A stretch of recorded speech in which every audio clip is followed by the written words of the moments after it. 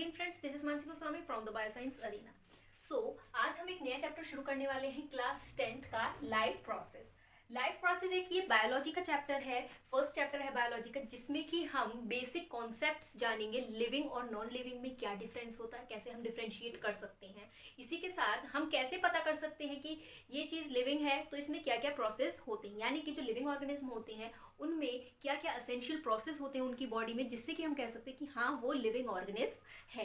तो इस चैप्टर में हम यही पढ़ेंगे लाइफ प्रोसेस क्या होता है, यानी कि जीने के लिए कुछ प्रक्रिया होती है, कुछ प्रोसेस होती है, मेटाबॉलिज्म होते हैं, वो कौन कौन से होते हैं, क्या होते हैं, क्यों ज़रूरी होते हैं, ये चीज़ हम जानेंगे। इसी के साथ न्यूट्रिशन क्या होता है। नॉर्मली अगर हम जाने न्यूट्रिशन क्या होता है, बैलेंस्ड डाइट होती है हमारी, जिससे कि हमें प्रॉपर असेंशियल कंपोनेंट्स मिलते हैं, जिससे कि हमारी बॉडी की ग्रोथ होती है और भी सारे मेटाबॉलिज्म होते हैं। तो न्यूट्रिशन के अलावा हम पढ़ेंगे रेस्पिरेशन क्या होता है। रेस्पिरेशन के प्रोसेस जानेंगे, क्या होता है, एनिमल्स में कैसे रेस्पिरेशन होता है, प्लांट्स में कैसे होता है, जो यूनिसेलुलर यानी कि सिंपल ऑर्गेनिज्म होते हैं उनमें कैसे रेस्पिरेशन होता है, और जो हायर एनिमल्स होते हैं जैसे कि हम एनिमल्स हैं या मैमल्स हैं, इनमें रेस्पिरेशन कैसे होता है। अब उसके बाद अगला ट्रांसपोर्टेशन पढ़ेंगे। ट्रांसपोर्टेशन से क्या मतलब है कि जो भी हम फूड खा रहे हैं वो कैसे ट्रांसफर हो रहा है, या हमने ऑक्सीजन को इनहेल किया तो वो पूरी बॉडी में कैसे ट्रांसफर होता है। तो ये हम जानेंगे एनिमल्स में भी और प्लांट्स में भी कैसे कैसे होता है। एक्सक्रीशन कैसे होता है, एक्सक्रीशन का क्या मतलब है, जो वेस्ट प्रोडक्ट हमारी बॉडी में बनता है वो कैसे हमारी बॉडी से एक्सक्रीट आउट होता है, बाहर निकलता है, इसके बारे में जानेंगे। इसी के साथ अगर आपको एनसीईआरटी सॉल्यूशन चाहिए तो इस पीडीएफ की लिंक आपको मेरे डिस्क्रिप्शन बॉक्स में मिल जाएगी, और इस चैप्टर के माइंड मैप्स, ताकि आपको शॉर्ट तरीके से पूरा चैप्टर याद रहे, शॉर्ट नोट्स भी, और कुछ इंपॉर्टेंट डायग्राम्स जो है इसमें, क्योंकि इस चैप्टर में डायग्राम बहुत इंपॉर्टेंट है। बायोलॉजी सब्जेक्ट है, बायोलॉजी में तो डायग्राम इंपॉर्टेंट होते ही होते हैं। तो इन सभी की भी पीडीएफ आपको मेरे डिस्क्रिप्शन बॉक्स में मिल जाएगी। चैप्टर को शुरुआत से बहुत इजी तरीके से देखेंगे ताकि एक एक पॉइंट क्लियर हो जाए। और इसी के साथ हम ये भी देखेंगे कि बोर्ड में किस तरह के क्वेश्चंस पूछे जाते हैं, मार्किंग किस तरह की होती है। तो वीडियो को एंड तक देखना, एक एक पॉइंट आपको अच्छे से क्लियर हो जाएगा। कोई भी जो थिंग है वो लिविंग है या नॉन लिविंग है, ये हम कैसे पता करते हैं। तो बहुत आसान तरीके से देखें, जो हम बचपन से पढ़ते हुए आ रहे हैं 8th 9th क्लास तक, कि जो चीज़ अपने आप से मूव कर सकती है वो लिविंग है, जो नहीं कर सकती वो नॉन लिविंग है। बेसिक कॉन्सेप्ट ये है। लेकिन अगर हम इसके बेस पे देखें तो अब मान लीजिए कोई भी एनिमल है या हम ह्यूमन बीइंग है, हम मूव कर रहे हैं तो हम लिविंग है। लेकिन अगर हम सोए हुए हों, जैसे कि एनसीईआरटी बुक में भी ये बात बोली गई है कि अगर हम सो रहे हों तो हम मूव नहीं कर रहे, तो कोई कह सकता है कि ये लिविंग है या नॉन लिविंग है। दूसरा पॉइंट क्या है कि इतने छोटे छोटे ऑर्गेनिज्म होते हैं जो हम अपनी नेक्ड आई से नहीं देख सकते, जैसे कि बैक्टीरिया, वायरस, ये चीज़ें होती हैं, अमीबा है, इसके बारे में भी पढ़ा होगा आपने और इस चैप्टर में भी पढ़ेंगे। तो ये इतने छोटे होते हैं कि हम नॉर्मली अपनी नेक्ड आई से नहीं देख सकते विदाउट यूजिंग ऑफ माइक्रोस्कोप। तो हम उनको कैसे कह सकते हैं कि वो लिविंग है या नॉन लिविंग है। यहाँ पर हम मूवमेंट के अकॉर्डिंग नहीं डिफ्रेंशिएट कर सकते हैं, क्योंकि हम उनको जब देख ही नहीं पा रहे हैं। बायोलॉजिकल लेवल पे हम लिविंग और नॉन लिविंग को कैसे डिफ्रेंशिएट करते हैं। जो लिविंग ऑर्गेनिज्म होते हैं उनकी बॉडी के अंदर कुछ ऐसे प्रोसेस होते हैं जो नॉन लिविंग के अंदर नहीं होते हैं। जैसे कि सबसे पहला है और मोस्ट इंपॉर्टेंट है ग्रोथ। ग्रोथ से क्या मतलब है कि जो लिविंग ऑर्गेनिज्म होते हैं उनकी ग्रोथ होती है, यानी कि एज बढ़ती है। अब जैसे कि हम हैं 3 साल की उम्र में हमारी जो हाइट थी वो छोटी, फिर जैसे जैसे हमारी एज बढ़ती है हमारी हाइट भी बढ़ती जाती है। तो ये क्या है, ग्रोथ है। ऐसे ही प्लांट की भी ग्रोथ होती है, लिविंग ऑर्गेनिज्म जितने भी हैं, या हम बोले जो बैक्टीरिया है उनकी भी ग्रोथ होती है। तो हम पहला इस बेस पे डिफ्रेंशिएट करते हैं कि उनमें ग्रोथ हो रही है या नहीं हो रही है। अब ये तो हो गया, हम फिनोटिपिकली देख के बोल सकते हैं, यानी कि आमने सामने देख के बोल सकते हैं। क्योंकि जो नॉन लिविंग है जैसे कि चेयर है, मार्कर है या बोर्ड है, इनकी ग्रोथ नहीं हो सकती। अब देख ले 10 साल बाद देख ले कि एज इट इज इनकी लेंथ और ब्रेथ इतनी ही रहेगी। अब अगर कुछ ऐसे भी होते जिनकी ग्रोथ ना हो तो हम कैसे डिफ्रेंशिएट कर सकते हैं वो लिविंग है या नॉन लिविंग है। तो उनकी बॉडी के अंदर कुछ ऐसे मेटाबॉलिज्म होते, मेटाबॉलिज्म से मतलब रिएक्शन होती हैं, ठीक है, जिसकी वजह से हम डिफ्रेंशिएट कर सकते हैं कि वो लिविंग है या नॉन लिविंग है। जैसे कि पहला क्या है, फूड को इनहेल करते हैं, यानी कि फूड को टेकअप करते हैं लिविंग ऑर्गेनिज्म। ग्रोथ के लिए सबसे पहली चीज क्या जरूरत होती है, फूड की। तो फूड की रिक्वायरमेंट सिर्फ लिविंग ऑर्गेनिज्म को ही जरूरत होती है, नॉन लिविंग ऑर्गेनिज्म नहीं लेते हैं। ठीक, दूसरा पॉइंट क्या है कि जो लिविंग ऑर्गेनिज्म होते हैं रेस्पायर करते हैं। रेस्पायर से क्या मतलब है, ऑक्सीजन को इनहेल करते हैं और जो फूड इन्होंने लिया फूड के साथ मिलके एनर्जी बनाते हैं, इसको हम बोलते हैं रेस्पिरेशन। डिटेल में पढ़ेंगे जब ये टॉपिक आएगा। ऑक्सीजन और फूड की मदद से एनर्जी बनती है और इसी एनर्जी की वजह से हम जितने भी काम होते हैं वो कर पाते हैं, चाहे लिखना हो, पढ़ना हो या कोई भी एक्टिविटी हो, जितने भी पावर वाले वर्क होते हैं, या अगर हम पढ़ भी रहे हैं तो उसके लिए भी एनर्जी चाहिए। ठीक है, हम सो रहे होते हैं, हमारी बॉडी के अंदर बहुत सारी रिएक्शन चल रहे होते हैं, उसमें भी एनर्जी की जरूरत होती है, तो ये एनर्जी रेस्पिरेशन के थ्रू बनती है। तो ये भी किसके लिए, ये भी किसका कैरेक्टरिस्टिक है, लिविंग ऑर्गेनिज्म का कैरेक्टरिस्टिक है। इसके साथ साथ अब हम फूड ले रहे हैं, ठीक है, और हमारे बॉडी में CO2 भी बनती है, कार्बन डाइऑक्साइड भी बनती है। तो कार्बन डाइऑक्साइड और जो वेस्ट प्रोडक्ट होता है फूड का वो एक्सक्रीट आउट होता है हमारी बॉडी से, यानी कि हमारी बॉडी से बाहर निकलता है। तो इसी प्रोसेस को हम बोलते हैं एक्सक्रीशन। तो ये भी लिविंग ऑर्गेनिज्म के ही अंदर होता है। अब हमने ऑक्सीजन लिया, ऑक्सीजन लंग्स के अंदर गया, अब लंग्स से हमारी पूरी बॉडी के सेल में कैसे ट्रांसपोर्ट होगा वो ऑक्सीजन, या फिर हमने फूड को लिया, फूड कहाँ जाएगा, स्टमक, स्टमक के बाद स्मॉल इंटेस्टाइन में जाएगा, तो स्मॉल इंटेस्टाइन से पूरी बॉडी में कैसे ट्रांसफर होगा। तो ट्रांसपोर्टेशन प्रोसेस भी होती है लिविंग ऑर्गेनिज्म के अंदर, जिससे कि जो फूड मटेरियल है या और भी जो कंपोनेंट होते हैं, ऑक्सीजन है या कार्बन डाइऑक्साइड है, ये ट्रांसफर होते हैं ये बॉडी के एक पार्ट से दूसरे पार्ट में। प्लांट में भी होता है और एनिमल में भी होता है। तो ये कुछ मेजर प्रोसेस होते हैं लिविंग ऑर्गेनिज्म में, जिसकी वजह से हम डिफ्रेंशिएट कर सकते हैं कि कौन सी थिंग लिविंग है और कौन सी थिंग नॉन लिविंग है, क्योंकि ये जितने भी कैरेक्टरिस्टिक हैं, ये जितने भी प्रोसेस हैं, ये नॉन लिविंग ऑर्गेनिज्म में नहीं होते हैं। तो यहाँ तक आपको क्लियर हो गया होगा कि लिविंग और नॉन लिविंग में क्या डिफरेंस है। तो ये तो समझने के लिए था, इसमें से कुछ ऐसा इंपॉर्टेंट नहीं है। लेकिन अब ये जितने भी प्रोसेस पढ़ेंगे इनमें से क्वेश्चन आते ही आते हैं, या तो लॉन्ग क्वेश्चंस भी आते हैं, शॉर्ट भी आते हैं, MCQ भी आते हैं, तो उन पे ज़्यादा हम गौर करेंगे। अगर हम लाइफ प्रोसेस को डिफाइन करें तो इसकी डेफिनेशन क्या होगी, these are the basic function performed by living organism for their survival and body maintenance. यानी कि बेसिक फंक्शंस होते हैं जो कि लिविंग ऑर्गेनिज्म के द्वारा करे जाते हैं, जिसकी वजह से जो लिविंग ऑर्गेनिज्म होते हैं वो सर्वाइव कर पाते हैं और अपनी बॉडी को मेंटेन कर पाते हैं। ये है लाइफ प्रोसेस। सबसे पहले हम देखते हैं न्यूट्रिशन। तो न्यूट्रिशन से क्या मतलब है, सबसे पहले ये समझते हैं। तो हमारे बॉडी में जितने भी प्रोसेस होते हैं, ठीक है, उसके अलावा जो हम काम फिजिकली करते हैं, जैसे कि किसी भी चीज़ को उठाने के लिए हमें एनर्जी की ज़रूरत होती है, या हम पढ़ रहे हैं तो हमारा दिमाग काम कर रहा है तो उसमें भी हमें एनर्जी की ज़रूरत होती है। तो ये एनर्जी मिलती कहाँ से, जो फूड हम टेक करते हैं, जो फूड हम खाते हैं, इसी फूड से हमें एनर्जी मिलती है। तो हम ये कह सकते हैं कि जो फूड होता है एज ए फ्यूल की तरह वर्क करता है।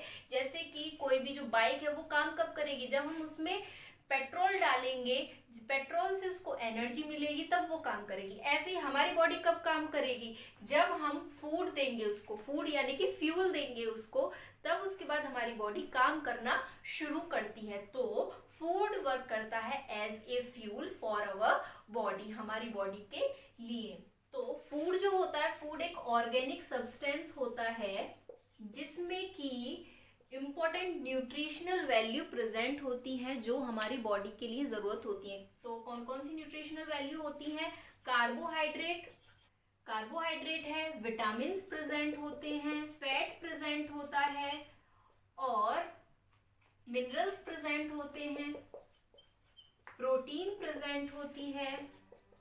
तो ये सभी हमारे फूड में प्रेजेंट होते हैं जिससे हमें न्यूट्रिशन यानी कि एनर्जी मिलती है। अब ये जो फूड होता है, फूड कन्वर्ट होता है ग्लूकोज में। जब हम अपना खाना खाते हैं तो खाना ऐसा तो है नहीं जो फूड हमने खाया वो एज इट इज ऐसे ही रहेगा हमारे, तो फूड कन्वर्ट हो जाता है ग्लूकोज में। ग्लूकोज क्या है, एक तरीके का कार्बोहाइड्रेट है।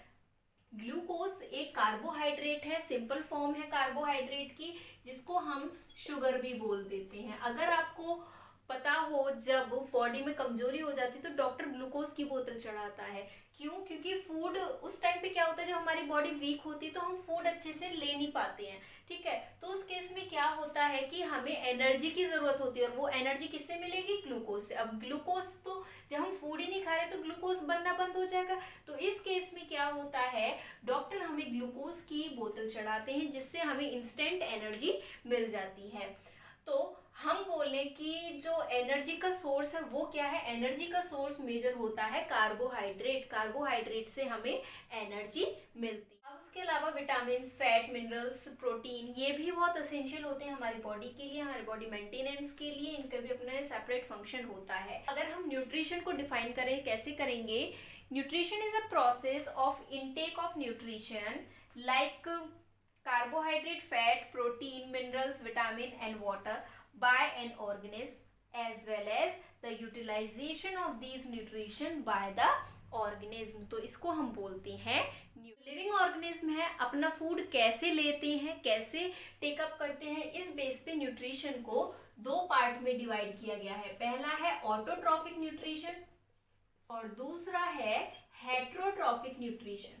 तो ऑटोट्रॉफिक न्यूट्रिशन से क्या मतलब है कि वो ऑर्गेनिज्म जो अपना खाना खुद ही सिंथेसिस करते हैं, यानी कि अपना खाना खुद ही बनाते हैं, तो उन ऑर्गेनिज्म को हम बोलते हैं ऑटोट्रॉफिक ऑर्गेनिज्म, या उस न्यूट्रिशन को हम बोलते हैं ऑटोट्रॉफिक न्यूट्रिशन। जैसे कि जो प्लांट्स होते हैं, इसका एग्जाम्पल है जो ग्रीन प्लांट्स होते हैं वो ऑटोट्रॉफिक होते हैं नेचर में, यानी कि अपना फूड अपने आप ही बनाते हैं। और हेट्रोट्रॉफिक कौन से होते हैं ऑर्गेनिज्म? वो ऑर्गेनिज्म जो अपने फूड के लिए दूसरे ऑर्गेनिज्म पे डिपेंड हो, उनको हम बोलते हैं हेट्रोट्रॉफिक ऑर्गेनिज्म या हेट्रोट्रॉफिक न्यूट्रिशन बोलते हैं। जैसे कि एनिमल्स जो होते हैं वो या तो प्लांट खाएंगे तो वो किस पे डिपेंड है? प्लांट पे डिपेंड है अपने फूड के लिए। या फिर वो फ्लैश खाएंगे तो वो किस पे डिपेंड है? अदर एनिमल पे डिपेंड है उनके फ्लैश के लिए, ठीक है। तो उन एनिमल्स को हम बोलते हैं हेट्रोट्रॉफिक एनिमल, और उस न्यूट्रिशन को हम बोलते हैं हेट्रोट्रॉफिक न्यूट्रिशन। जैसे कि example animal, human being etcetera, ठीक है। तो ये हो गए हेट्रोट्रॉफिक के एग्जांपल। अब उसके बाद हेट्रोट्रॉफिक एनिमल होते हैं, इनको भी आगे डिवाइड किया गया है कि ये किस तरह का फूड खाते हैं। ऐसा तो है नहीं सारे एनिमल एक ही तरह का फूड खाते हैं, सभी की जो रिक्वायरमेंट होती है बॉडी के अकॉर्डिंग वो अलग अलग होती है। तो हेट्रोट्रॉफिक एनिमल को भी 3 पार्ट में आगे फर्दर डिवाइड किया है। कौन कौन से हैं? पहला है हर्बीवोरस एनिमल। हर्बीवोरस एनिमल कौन से होते हैं? वो एनिमल जो सिर्फ ग्रीन वेजिटेबल्स खाते हो या ग्रास खाते हो, उन एनिमल्स को हम बोलते हैं हर्बीवोरस एनिमल। जैसे कि इसका एग्जांपल है जितने मोस्टली जो डोमेस्टिक एनिमल्स होते हैं, जैसे कि काऊ है, बफेलो है, ये सब क्या होते हैं? ये हर्बीवोरस एनिमल होते हैं। गॉट है, ये हर्बीवोरस एनिमल होते हैं। दूसरा है कार्निवोरस एनिमल। कार्निवोरस एनिमल कौन से होते हैं? वो एनिमल जो सिर्फ और सिर्फ फ्लैश खाते हैं, मीट खाते हैं, जैसे कि लॉयन, टाइगर, ये सिर्फ और सिर्फ फ्लैश खाते हैं। अब तीसरा है ओमनीवोरस एनिमल। ओमनीवोरस एनिमल कौन से होते हैं? वो एनिमल जो ग्रास भी खा सकते हैं, यानी कि वेजिटेरियन फूड भी वो ले सकते हैं, और नॉन वेजिटेरियन फूड भी ले सकते हैं, यानी कि फ्लैश भी खा सकते हैं। जैसे कि इसका अच्छा एग्जांपल है ह्यूमन बीइंग, ठीक, डॉग। तो ये वेजिटेरियन और नॉन वेजिटेरियन दोनों तरह के फूड को इनटेक कर सकते हैं। तो ये होते हैं ओमनीवोरस एनिमल। अब अगर हम ऑटोट्रॉफिक एनिमल यानी कि ऑटोट्रॉफिक ऑर्गेनिज्म की बात करें, जैसे कि प्लांट, तो प्लांट अपना फूड कैसे सिंथेसिस करते हैं? By the process of photosynthesis. आपने शुरू से भी पढ़ भी रखा होगा 8th 9th क्लास में, फोटोसिंथेसिस के द्वारा प्लांट अपना फूड बनाते हैं। तो फोटोसिंथेसिस क्या होती है? नाम से पता चल रहा है, फोटो का मतलब होता है लाइट और सिंथेसिस का मतलब होता है कोई भी चीज बनाना, यानी कि मेक। लाइट के द्वारा अपना फूड बनाते हैं प्लांट्स, इसी को हम बोलते हैं फोटोसिंथेसिस। तो फोटोसिंथेसिस कैसे होता है इसको हम डीपली जान लेते हैं, क्योंकि ये सिलेबस में काफी अच्छे से दे रखा है। तो फोटोसिंथेसिस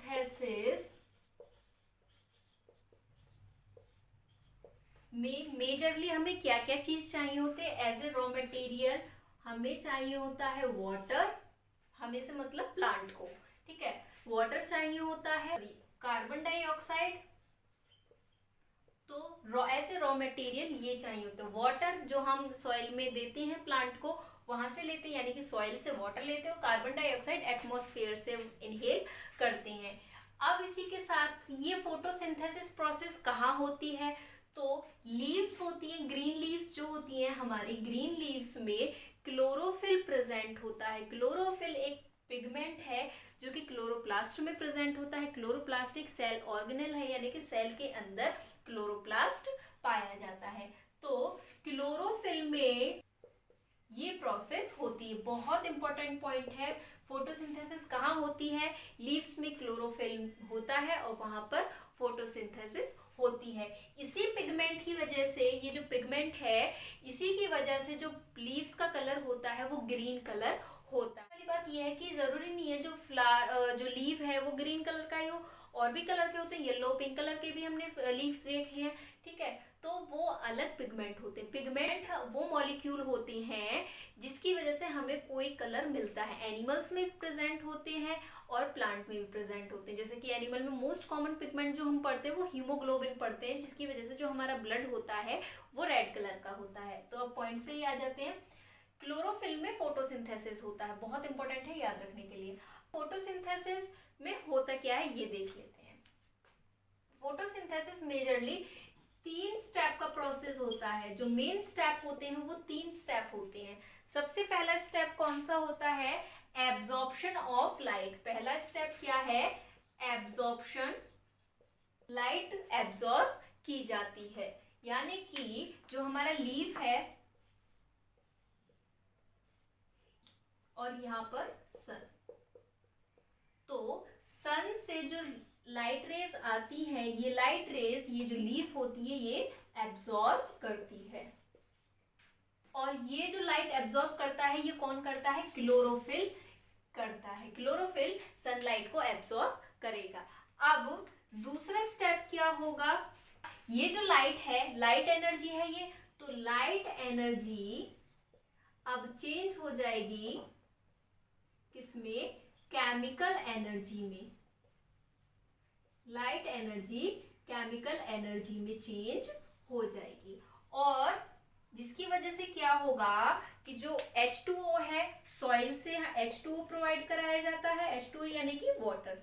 तो ये जो H2O है ये स्प्लिट हो जाएगा, यानी कि हाइड्रोजन मॉलिक्यूल अलग, हाइड्रोजन एटम अलग हो जाएगा और ऑक्सीजन एटम अलग हो जाएगा। तो स्प्लिटिंग ऑफ H2O।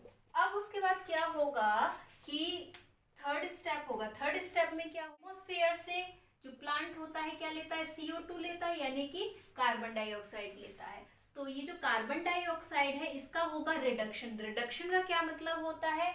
ऑक्सीजन का या तो रिमूवल और हाइड्रोजन का एडिशन। तो CO2 का होगा रिडक्शन, जिसकी वजह से क्या बनेगा? रिडक्शन होने के बाद कार्बोहाइड्रेट का फॉर्मेशन होता है। और कार्बोहाइड्रेट भी कौन सा? ग्लूकोज। और हमने पढ़ा था कि ग्लूकोज या हम बोले कार्बोहाइड्रेट सोर्स होता है एनर्जी का। तो तीसरा स्टेप क्या हो गया? CO2 का होगा रिडक्शन। रिडक्शन होने के बाद क्या बनेगा? कार्बोहाइड्रेट यानी कि ग्लूकोज बनेगा। और ग्लूकोज का मॉलिक्यूलर फॉर्मूला होता है, याद रखने वाली चीज है, C6H12O6। ये केमिस्ट्री में भी ये फॉर्मूला आएगा, तो ये वहां पर भी याद रखना और यहाँ पर भी ये याद रखना है। तो CO2 का रिडक्शन होने के बाद क्या बनेगा? C6H12O6 का फॉर्मेशन हो जाएगा, यानी कि ग्लूकोज का फॉर्मेशन हो जाएगा। तो इन 3 स्टेप में इस तरीके से फोटोसिंथेसिस कंप्लीट होती है। हमने बोला CO2 का रिडक्शन हुआ, तो रिडक्शन में क्या था? हाइड्रोजन का एडिशन, तो यहाँ पर हाइड्रोजन का एडिशन हुआ है। तो फोटोसिंथेसिस रिएक्शन को हम अगर इक्वेशन में रिप्रेजेंट करें तो कैसे करेंगे, जिस चीज की जो चीज हम यूज करते हैं वो हम इधर की साइड लिखते हैं। तो हमने क्या क्या यूज किया, H2O वाटर का यूज किया, इसी के साथ हमने CO2 का यूज किया। अब उसके बाद क्लोरोफिल में सनलाइट की प्रेजेंस में क्या बना, ग्लूकोज बना था। ग्लूकोज यानी कि C6H12O6 का फॉर्मेशन हुआ था। अब इसके बाद ऑक्सीजन भी बनता है। हमें पता है प्लांट हमें क्या देता है, ऑक्सीजन देता है, तो ऑक्सीजन का भी फॉर्मेशन हुआ और इसी के साथ वाटर भी रिमूव आउट होता है, तो H2O का भी फॉर्मेशन होता है। तो ये है हमारे फोटोसिंथेसिस की इक्वेशन। ये भी बहुत इंपॉर्टेंट है, याद रखने के लिए क्वेश्चन में पूछ ली जाती है डायरेक्ट इक्वेशन फोटोसिंथेसिस की लिखने के लिए। अब बैलेंसिंग आपने चैप्टर फर्स्ट में सीखे होंगे केमिकल इक्वेशन में, तो इसको बैलेंस भी कर सकते हो। बैलेंस होने के बाद क्या होगा, ये हमारी बैलेंस्ड इक्वेशन फोटोसिंथेसिस की। तो फोटोसिंथेसिस को अगर हमें अब डिफाइन करना हो कैसे करेंगे, इट इज द प्रोसेस, क्योंकि ये एक प्रोसेस है बाय विच, जिसकी वजह से green plants make their own food, green plants अपना फूड खुद से बनाते हैं with the help of CO2 की मदद से और वाटर की मदद से, क्लोरोफिल की प्रेजेंस में और सनलाइट की प्रेजेंस में। तो अगर फोटोसिंथेसिस की डेफिनेशन आती है सीधे सीधे यही लिख देनी है, और अगर इक्वेशन भी लिख दो अगर आप, तो इससे बढ़िया बात कुछ और हो ही नहीं सकती।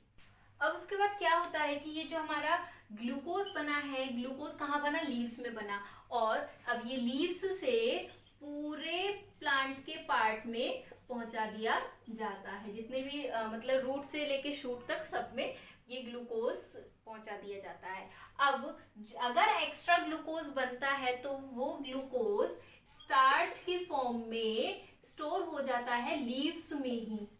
स्टार्च भी एक तरीके का क्या है, कार्बोहाइड्रेट है, बस कॉम्प्लेक्स फॉर्म होती है ग्लूकोज की। ये देखा कि CO2 प्लांट इनहेल करता है यानी कि लेता है, तो ये जो CO2 लेता है प्लांट किस तरीके से लेता है, जैसे कि हमें पता है हम ऑक्सीजन को इनहेल करते हैं बाय नोज, लेकिन जो CO2 होता है वो प्लांट कैसे लेता है, प्लांट में नोज तो होती नहीं है या कोई ऐसा ऑर्गन तो होता नहीं है, तो CO2 जो प्लांट लेता है वो लेता है स्टोमेटा की मदद से। किसकी मदद से, स्टोमेटा की मदद से। अब ये स्टोमेटा क्या है, तो स्टोमेटा लीव्स में प्रेजेंट होते हैं।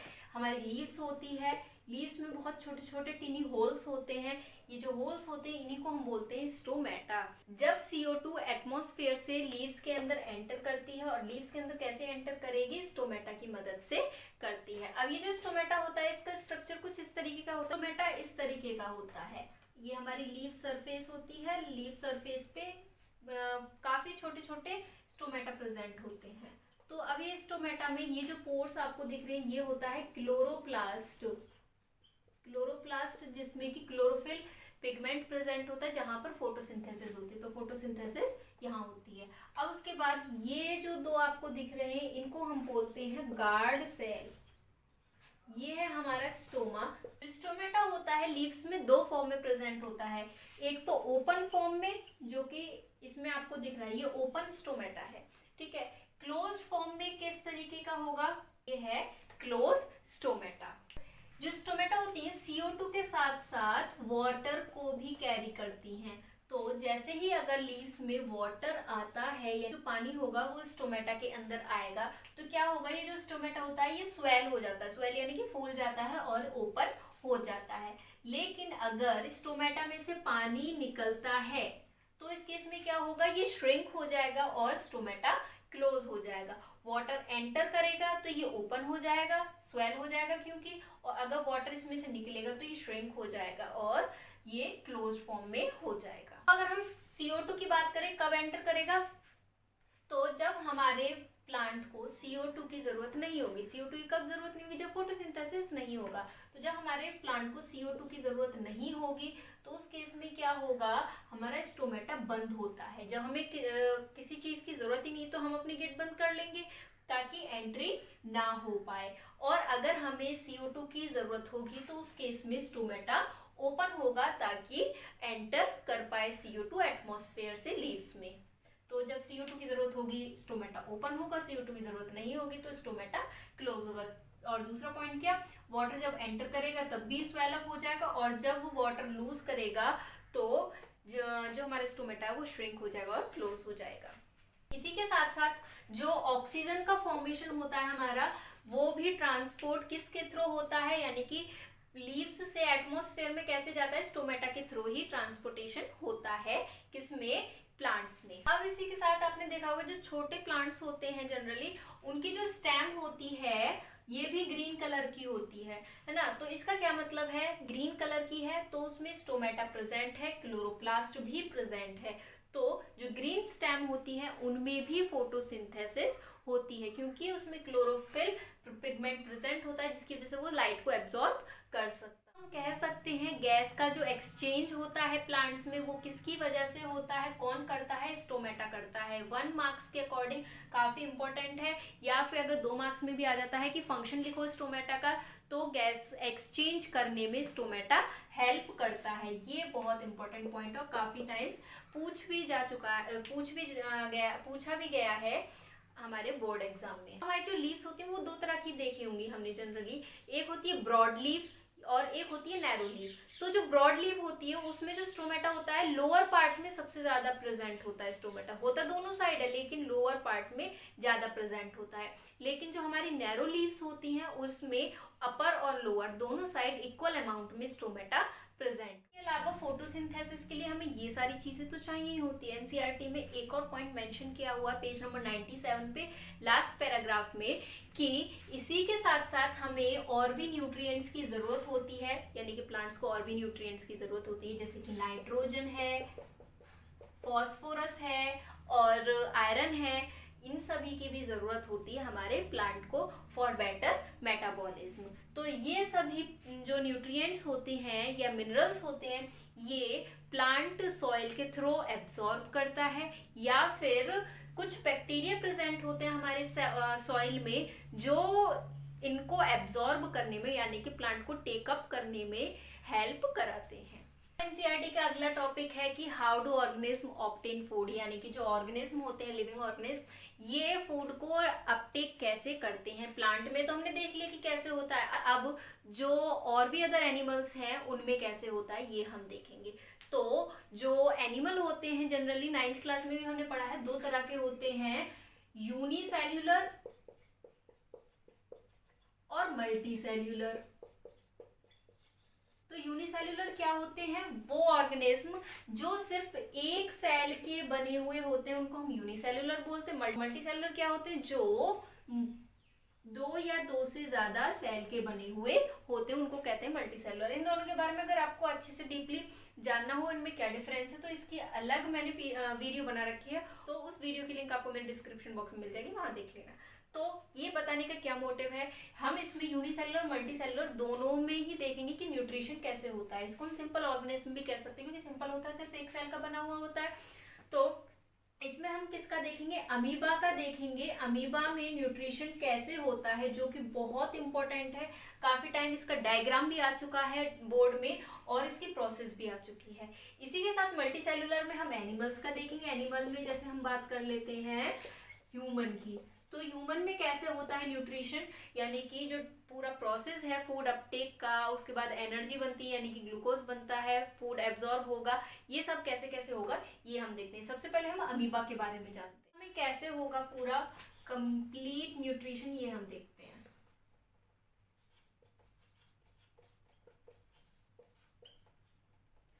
सबसे पहले क्या होगा, अमीबा का अगर आपको स्ट्रक्चर पता हो, कोई डेफिनेट स्ट्रक्चर नहीं होता है, किसी भी तरीके से बना सकते हैं, एक सेल का बना हुआ होता है। तो ये अमीबा है जिसमें कि ये न्यूक्लियस है अमीबा का, और इसी के साथ इसमें साइटोप्लाज्म प्रेजेंट होता है। ये ब्लैक डॉट जो दिख रहा है ये है अमीबा का फूड।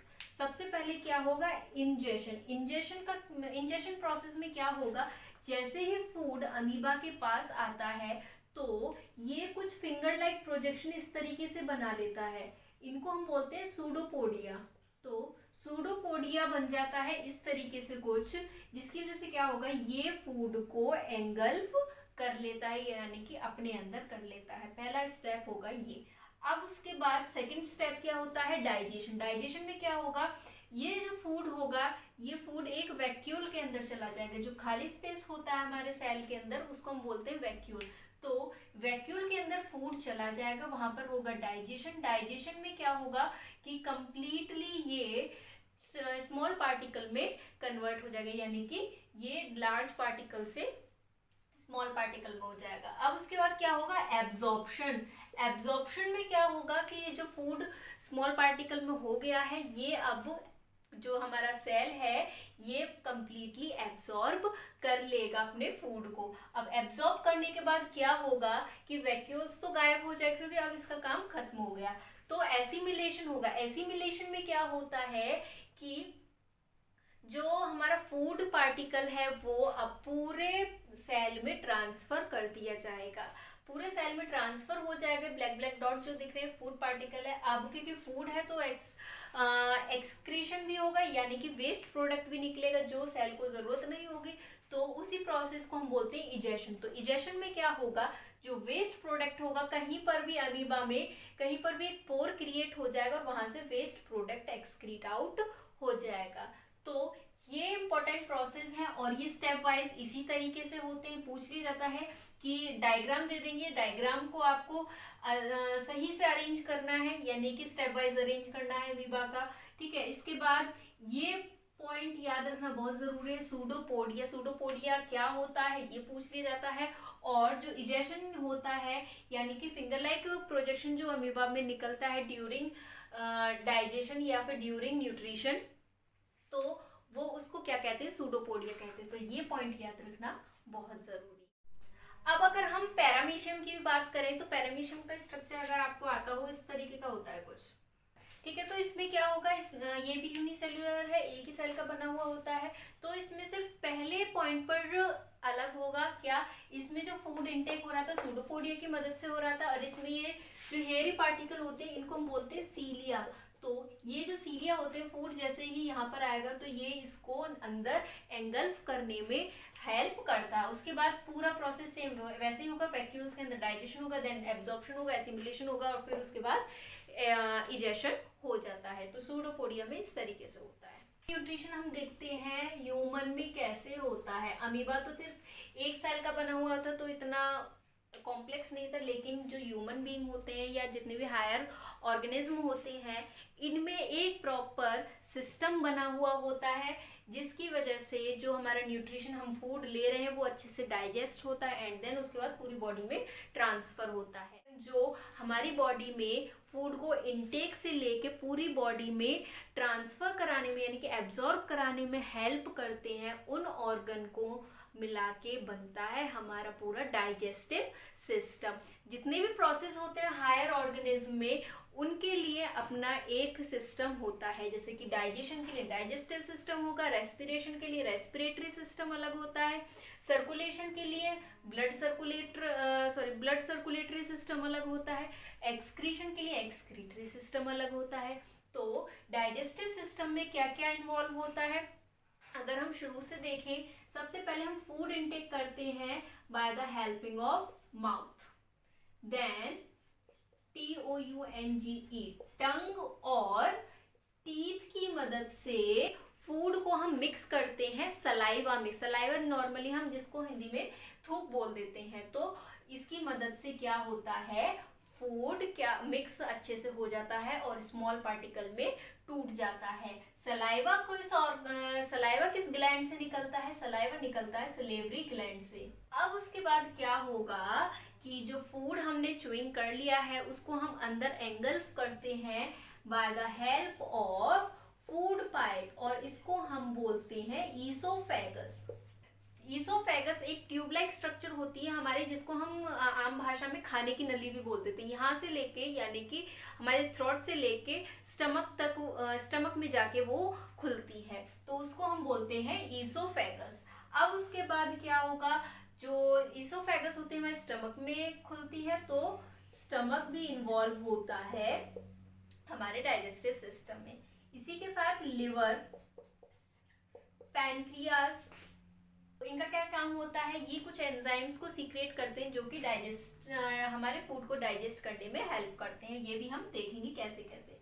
देन उसके बाद क्या होगा, स्टमक से हमारा फूड जाता है स्मॉल इंटेस्टाइन में। इंटेस्टाइन में जाने के बाद क्या होता है, जो हमारा फूड होता है कंप्लीटली डाइजेस्ट हो चुका होता है। अब डाइजेशन कंप्लीट कहाँ होता है, स्मॉल इंटेस्टाइन में। अब उसके बाद क्या होगा, स्मॉल इंटेस्टाइन से फिर हमारे पूरी बॉडी में वो जो डाइजेस्टेड फूड होता है वो पहुंचा दिया जाता है। लेकिन जो एक्स्ट्रा प्रोडक्ट होता है जिसकी हमें हमारी बॉडी को जरूरत नहीं होती है, वो कहाँ जाता है, वो जाता है लार्ज इंटेस्टाइन में। लार्ज इंटेस्टाइन में जाने के बाद वो एनस के थ्रू हमारी बॉडी से बाहर एक्सक्रीट आउट हो जाता है, और वो जो वेस्ट प्रोडक्ट होता है उसको हम बोलते हैं स्टूल। हमारे माउथ से लेके पूरा एनस तक का जो पूरा ट्यूब होता है, ये जो हमने पढ़ा, ये सब हम इसको बोलते हैं मिला के एलिमेंट्री कैनाल, और ये लगभग नॉर्मल ह्यूमन बीइंग में 9 मीटर की होती है। तो सबसे पहला प्रोसेस क्या होता है, हमने अमीबा में भी देखा, सेम वही प्रोसेस होंगे, स्टेप्स वही होंगे, सिर्फ उसमें वर्किंग अलग हो जाएगी। तो सबसे पहला प्रोसेस था इंजेशन में। हमने क्या देखा था, फूड को इनटेक करना, सिंपली उसको हम बोलते हैं इंजेशन। को सबसे पहले इनटेक किया बाय माउथ, को हमने बोला इंजेशन। दूसरा प्रोसेस क्या था हमारा, डाइजेशन। तो डाइजेशन अमीबा में काफी छोटा प्रोसेस था, यानी कि काफी जल्दी हो गया था, लेकिन क्योंकि ये ह्यूमन बीइंग है, कॉम्प्लेक्स बॉडी है, तो डाइजेशन तो जो होगा यहाँ पर काफी कॉम्प्लेक्स तरीके से होगा। अब क्योंकि हमारे फूड में काफी सारी चीजें इन्वॉल्व होती हैं, क्या क्या चीजें इन्वॉल्व होती है हमारे फूड में, जैसे बताया था कार्बोहाइड्रेट होता है, इसी के साथ क्या इन्वॉल्व होता है, विटामिन्स भी होते हैं, प्रोटीन होता है, लिपिड होता है, फैट होता है।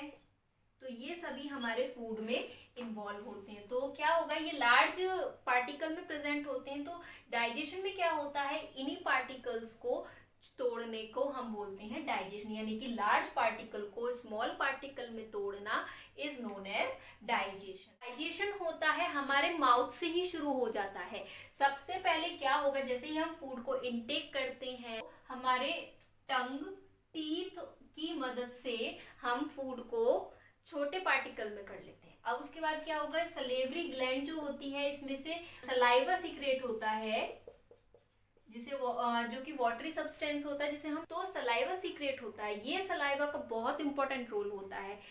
पहला तो ये ही कि जो हमारा फूड होता है उसको सॉफ्ट कर देता है, ताकि जो हमारा ईसोफेगस के थ्रू जो फूड अंदर जाएगा वो आसानी से जा सके।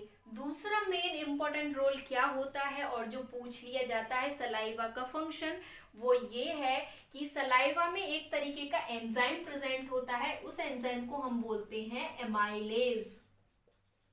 एमाइलेज एंजाइम हमारे सलाइवा में प्रेजेंट होता है, जो कि सलेवरी ग्लैंड में से निकलता है। तो एंजाइम का क्या काम होता है, एंजाइम हम उनको बोलते हैं वो मॉलिक्यूल या वो सब्सटेंस जो किसी भी प्रोसेस की स्पीड को तेज कर दे, उसको हम बोलते हैं एंजाइम। एक बहुत आम तरीके से हम समझें तो जैसे कि कोई आग जल रही है, ठीक है, तो वो जल रही है, उसमें कोई दिक्कत नहीं है, लेकिन जैसे हम उसमें मिट्टी का तेल डाल देंगे तो क्या होगा, वो और तेज जलने लगेगी, ठीक है। तो मिट्टी का तेल जो था, केरोसिन ऑयल, वहां पर किस तरीके से वर्क किया, वहां पर एज ए एंजाइम वर्क किया। तो ऐसे ही हमारी बॉडी में जितने भी प्रोसेस होते हैं उसमें एंजाइम को बहुत इंपॉर्टेंट रोल होता है। जितनी भी प्रोसेस होती है सभी में एंजाइम की मदद से वो प्रोसेस आगे इनिशिएट होती है। अगर एंजाइम ना हो तो क्या वो प्रोसेस नहीं होंगी, प्रोसेस होंगी। एंजाइम अगर नहीं है तो प्रोसेस होगी, लेकिन वो इतनी धीमे तरीके से होगी कि हमारी बॉडी उसमें सरवाइव नहीं कर सकती। अगर मान लीजिए एमाइलेज एंजाइम है, एमाइलेज एंजाइम की मदद से जो हमारा डाइजेशन प्रोसेस है वो 1 घंटे में हो रहा है, अगर ये एंजाइम प्रेजेंट ना हो तो इसी प्रोसेस को आगे कैरी ऑन होने में 10 घंटे लग जाएंगे। तो इस तरीके से एंजाइम काम करता है। तो एंजाइम क्या होता है ये आपको क्लियर हो गया होगा। और भी आगे बायो के जो चैप्टर्स होंगे उनमें एंजाइम वर्ड काफी कॉमनली तरीके से यूज किया जाएगा। तो एमाइलेज एंजाइम प्रेजेंट होता है हमारे सलाइवा में, जिसकी वजह से क्या होगा, ये जो एमाइलेज एंजाइम होता है ये डिग्रेड करता है, या हम बोले तोड़ता है हमारे कार्बोहाइड्रेट को। किसको तोड़ता है? कार्बोहाइड्रेट को तोड़ता है।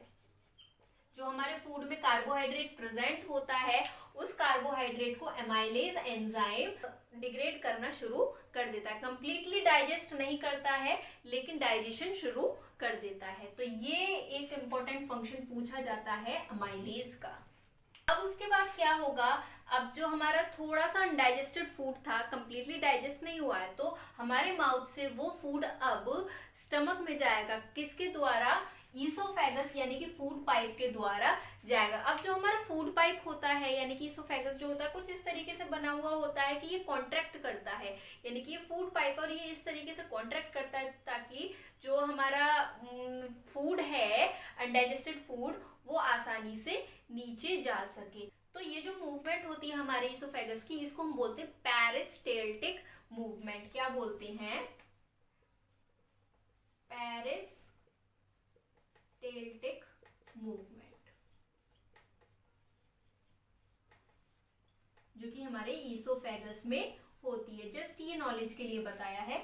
उसके बाद क्या कि जो फूड है ईसोफेगस से स्टमक में गया। अब स्टमक में जाने के बाद क्या होगा? स्टमक जो होता है हमारा जे शेप का होता है, जैसे कि आपको डायग्राम में दिख रहा होगा, और लेफ्ट साइड होता है हमारे एब्डोमिनल के। अब स्टमक में जो फूड होता है वो लगभग 3 घंटे तक रहता है, लगभग 3 आवर्स तक रहता है।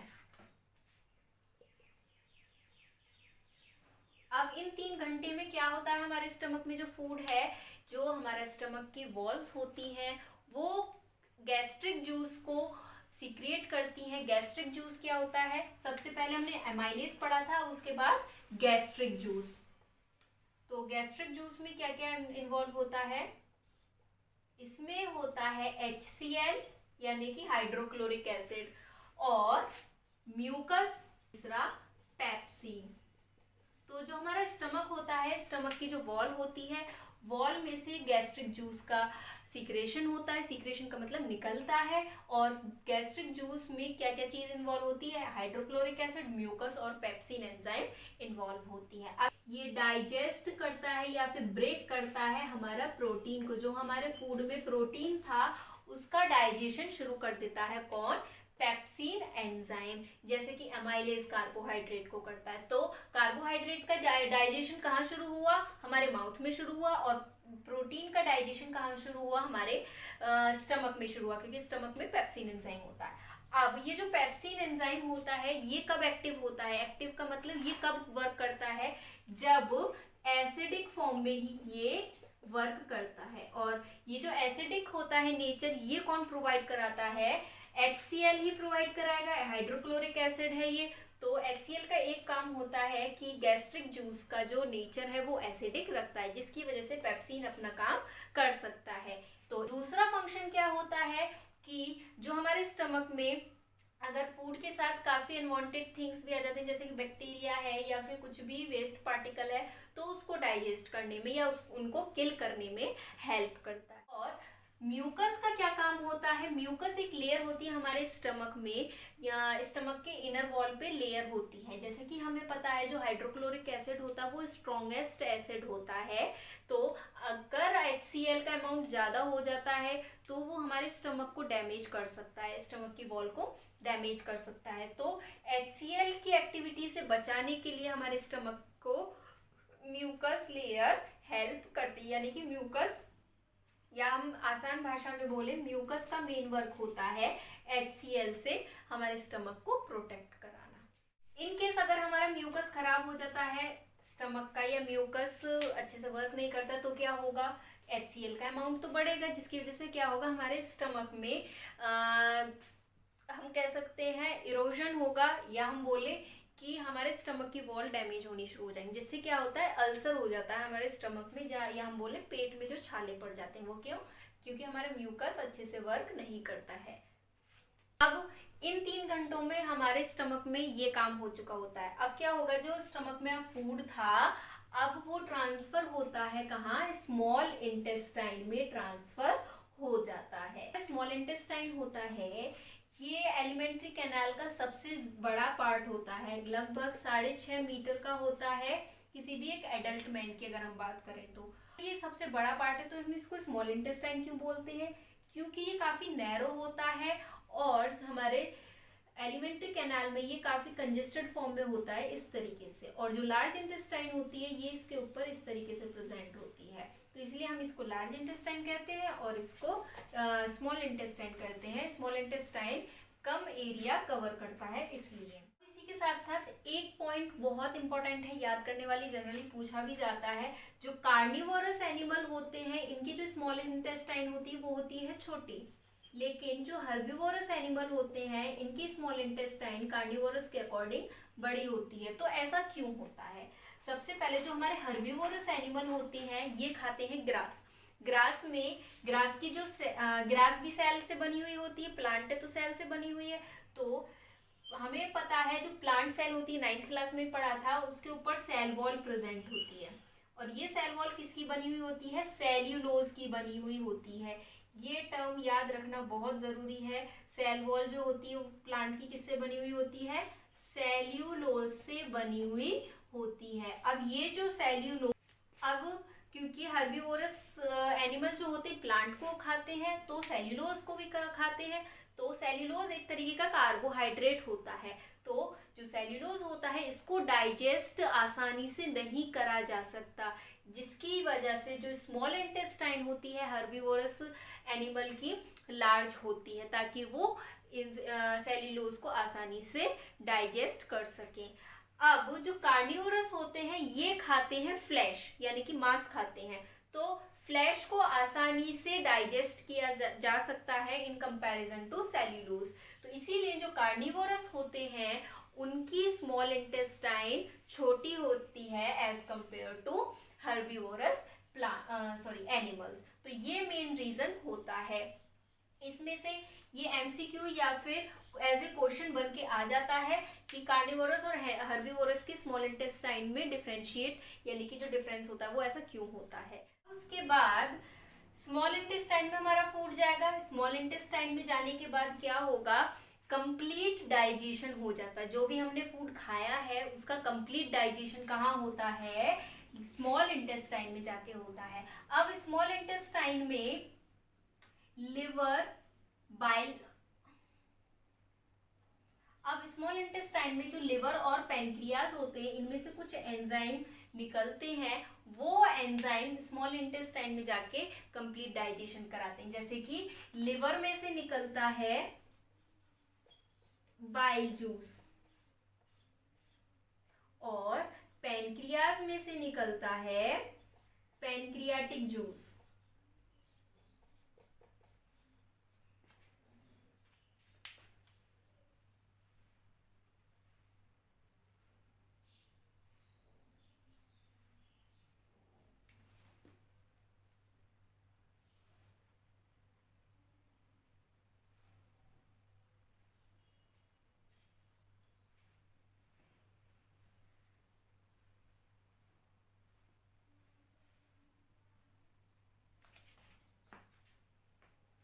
तो जो हमारा पैनक्रियाटिक जूस होता है इसमें 3 तरह के एंजाइम प्रेजेंट होते हैं। कौन कौन से? पैनक्रियाटिक अमाइलेज,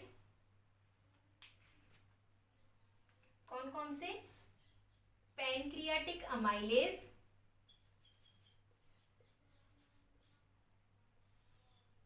ट्रिप्सिन और लाइपेज। ये किस में से निकलते हैं? हमारे पैनक्रियाटिक जूस में से, मतलब पैनक्रियाटिक जूस में ये 3 एंजाइम प्रेजेंट होते हैं। अब इनका क्या फंक्शन होता है? तो जो हमारा बाइल जूस होता है ये ग्रीनिश या हम बोले येलो,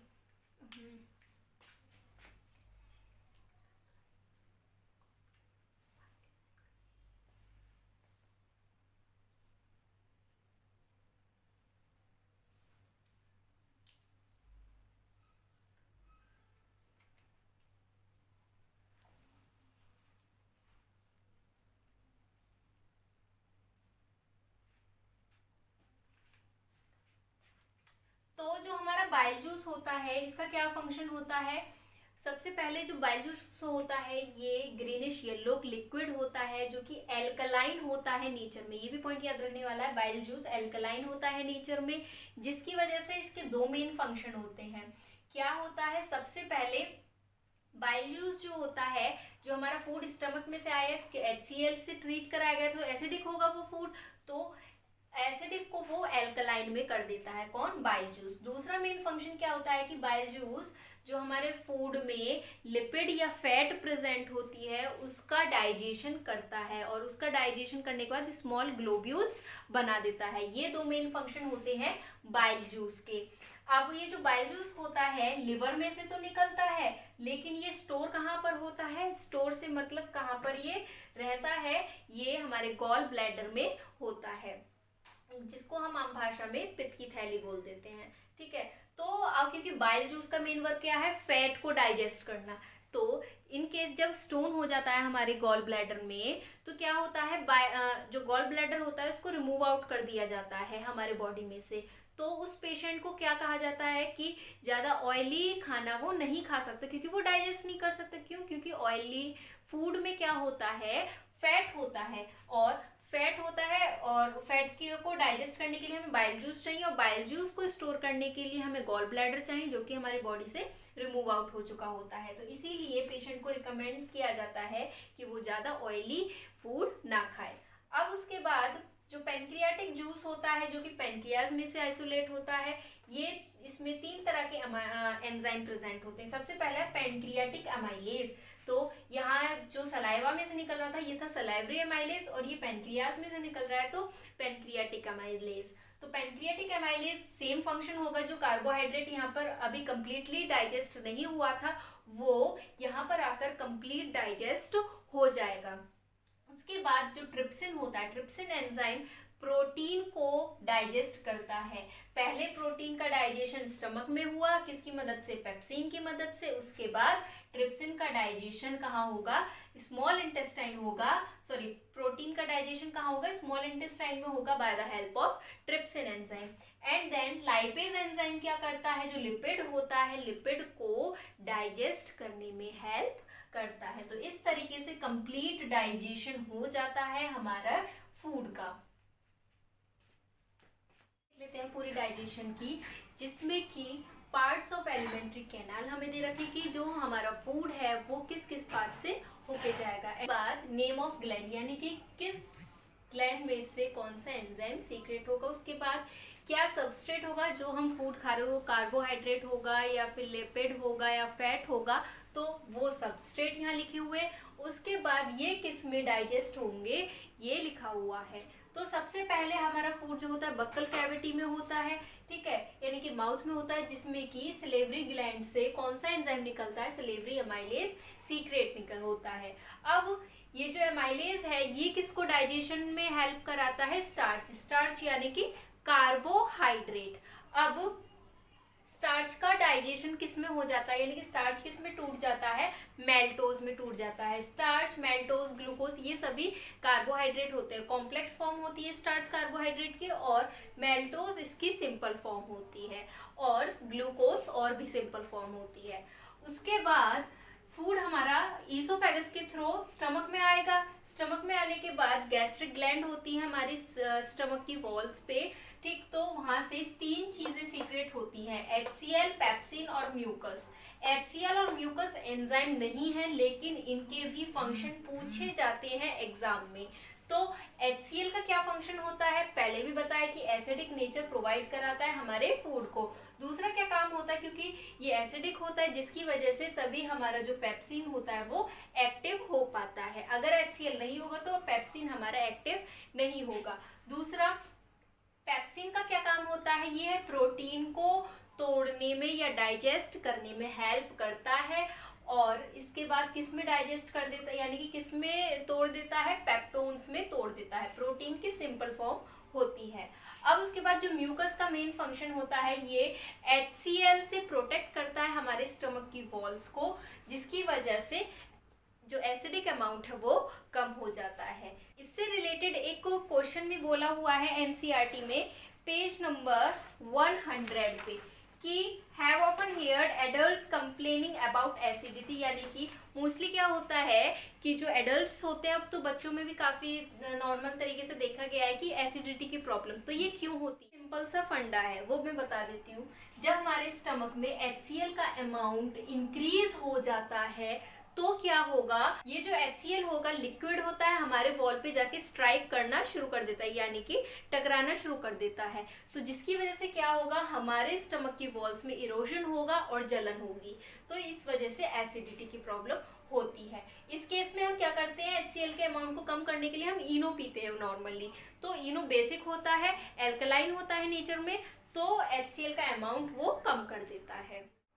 अब उसके बाद जो हमारा फूड होगा स्टमक के बाद किस में जाता है, स्मॉल इंटेस्टाइन में ट्रांसफर होगा, जिसमें कि 2 ग्लैंड इन्वॉल्व होती हैं, लिवर और पैनक्रियाज। लिवर में से बाइल जूस सीक्रेट होता है और पैनक्रियाज में से पैनक्रियाटिक जूस सीक्रेट होता है। तो बाइल जूस का हमारा मेन वर्क क्या होता है, ये एल्कलाइन होता है नेचर में, जिसकी वजह से क्या करता है, जो हमारा फूड स्टमक में था, क्योंकि HCl के साथ उसका रिएक्शन हुआ है तो वो एसिडिक होगा नेचर में, तो हमारे एसिडिक फूड को एल्कलाइन कर देता है। दूसरा क्या, फैट को ब्रेक डाउन करेगा। ब्रेक डाउन करने के बाद फैट किस में बदल देता है, फैट को इमल्सिफाई फैट में बदल देता है, यानी कि फैट की सिंपल फॉर्म है।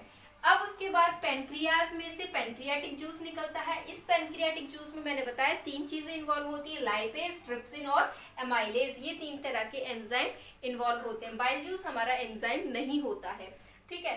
तो लाइपेज फैट को तोड़ने का काम करेगा और किसमें कन्वर्ट कर देगा, फैटी एसिड में कन्वर्ट कर देगा। उसके बाद ट्रिप्सिन हमारा प्रोटीन को तोड़ने का काम करेगा और वही पेप्टोन में कन्वर्ट कर देगा। और जो एमाइलेज एंजाइम होता है वो जैसे यहाँ पर करा स्टार्च को, तो ये भी स्टार्च को करेगा और मेल्टोज में कन्वर्ट कर देगा।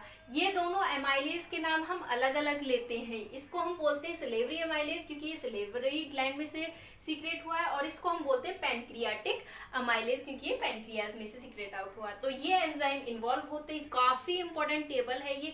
अगर आपको ये टेबल याद हो जाती है तो इससे रिलेटेड जो क्वेश्चन आते हैं, जो फंक्शन पूछे जाते हैं, बहुत आसानी से कर दोगे। जैसे कि मान लीजिए ये पूछा गया, what is the function of pancreatic juice. Pancreatic juice का क्या फंक्शन होता है, तो सिंपल लिख सकते हो आप, pancreatic juice secrets from pancreas in which lipase, trypsin and amylase are involved, and then lipase break down fat into fatty acid, trypsin break down protein into peptone and amylase break down starch into maltose। Simple इस तरीके से आप answer लिख दोगे और पूरे marks आपको मिल जाएंगे, कहीं भी एक भी गलती के बिना।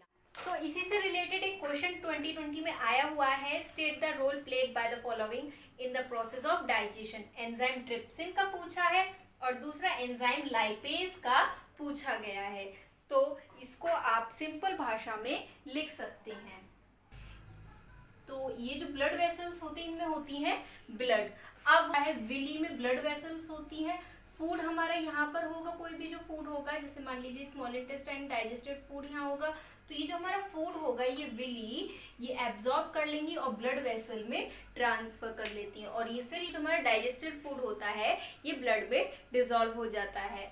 अब उसके बाद तो ये तो हो गया एब्जॉर्प्शन। इसमें से जो क्वेश्चन पूछा जाता है सबसे ज्यादा वो ये है कि विली का फंक्शन क्या होता है।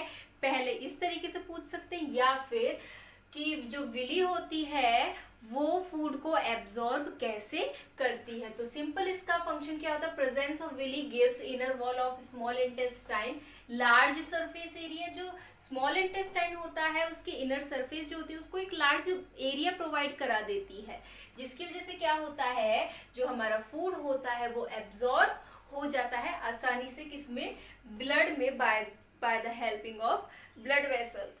क्वेश्चन काफी बार पूछा जा चुका है, बहुत ही इंपॉर्टेंट है। अगर विली से रिलेटेड या एब्जॉर्प्शन से रिलेटेड कोई क्वेश्चन आता है तो इसमें से ये ही आ सकता है। अब उसके बाद हमारा फूड एब्जॉर्ब हो चुका है, ब्लड में जा चुका है। अब उसके बाद होगा एसिमिलेशन। एसिमिलेशन का क्या मतलब है कि जो हमारा फूड है वो पूरी बॉडी में अब पहुंचाया जाएगा। स्मॉल इंटेस्टाइन से ब्लड में गया, अब ब्लड के बाद जो ब्लड होगा हमारे पूरी बॉडी में उस फूड को पहुंचाएगा, हर एक सेल को वो फूड पहुंचाएगा। तो digested food absorb by blood, blood के द्वारा एब्जॉर्ब कर लिया जाएगा and then transfer to all cells of the body, body की जितनी भी सेल्स हैं उसमें ट्रांसफर कर दिया जाएगा। अब उसके बाद है इजेशन। इजेशन में क्या होता है, अब जो हमारा अनडाइजेस्टेड फूड है, अनडाइजेस्टेड इससे क्या मतलब, जो अब फूड में जो वेस्ट मटेरियल बचा है वो, उसको हम बोलते हैं अनडाइजेस्टेड फूड, जो डाइजेस्ट नहीं हो पाया है। ठीक, तो अब जो अनडाइजेस्टेड फूड होता है वो स्मॉल इंटेस्टाइन से लार्ज इंटेस्टाइन में पहुंचा दिया जाता है।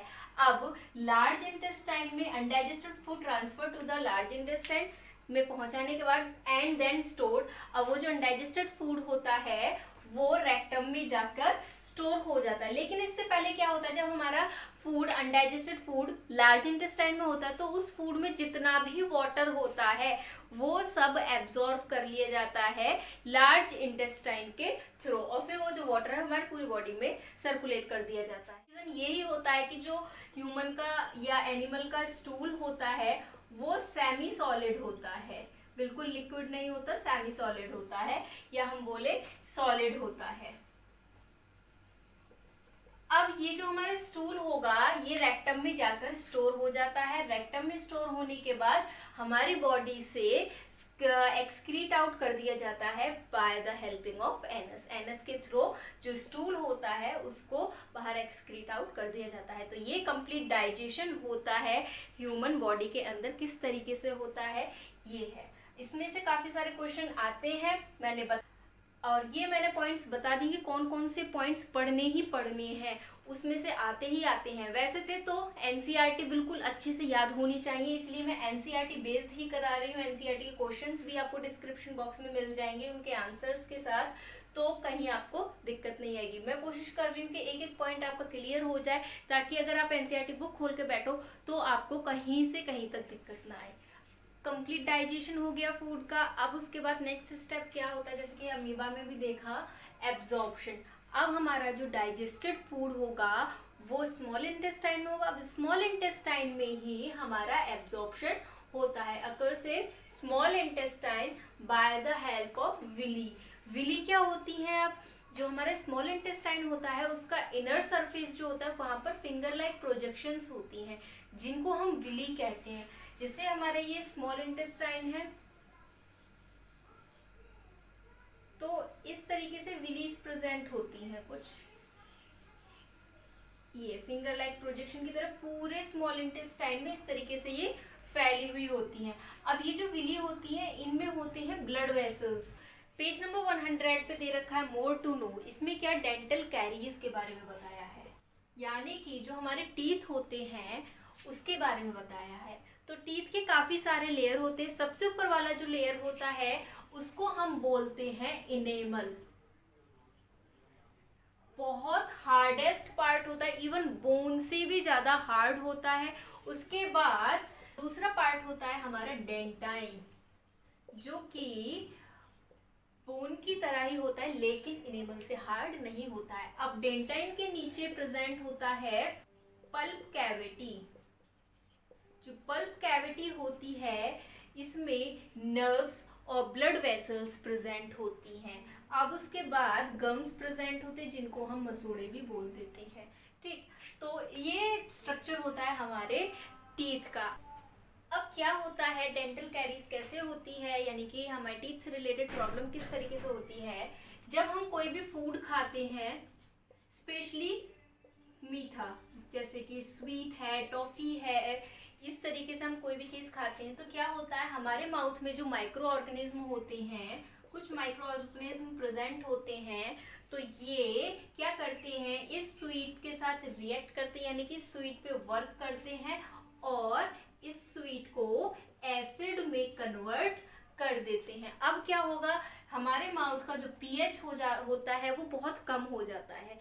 क्यों? क्योंकि एसिडिक अमाउंट बढ़ चुकी है। तो अब ये जो एसिड होता है सबसे पहले हमारे इनेमल पे जाके वर्क करेगा, यानी कि हमारे इनेमल में जो कैल्शियम होता है उसको डिग्रेड करना, उसका अमाउंट कम करना शुरू कर देगा, और इसके बाद हमारे डेंटाइन पे भी फर्क डालेगा, जिससे क्या होता है हमारे टीथ में होल्स क्रिएट हो जाते हैं। इसीलिए कहा जाता है कुछ भी खाने के बाद ब्रश जरूर करना चाहिए, स्पेशली जब हम कुछ भी स्वीट खा रहे हो तब तो ब्रश जरूर करना चाहिए, जिससे कि क्या होगा हमारा जो टूथपेस्ट होता है वो एल्कलाइन होता है नेचर में, तो वो एसिड के अमाउंट के या माइक्रो ऑर्गेनिज्म के वर्क को क्या कर देता है, बंद कर देता है। यहाँ खत्म होती है हमारी आज की वीडियो। आई होप आपको वीडियो पसंद आई होगी और समझ में भी आया होगा एक एक पॉइंट। अब इससे नेक्स्ट वीडियो में हम इस चैप्टर को पूरा कंप्लीट कर देंगे, जिसमें हम रेस्पिरेशन पढ़ेंगे, ट्रांसपोर्टेशन पढ़ेंगे, सर्कुलेटरी सिस्टम पढ़ेंगे ह्यूमन बीइंग का, और इसी के साथ एक्सक्रीशन प्लांट और एनिमल दोनों में पढ़ेंगे। अगर आपने अब तक चैनल मेरा सब्सक्राइब नहीं किया है, चैनल को सब्सक्राइब करें ताकि आपको A to Z साइंस के टॉपिक्स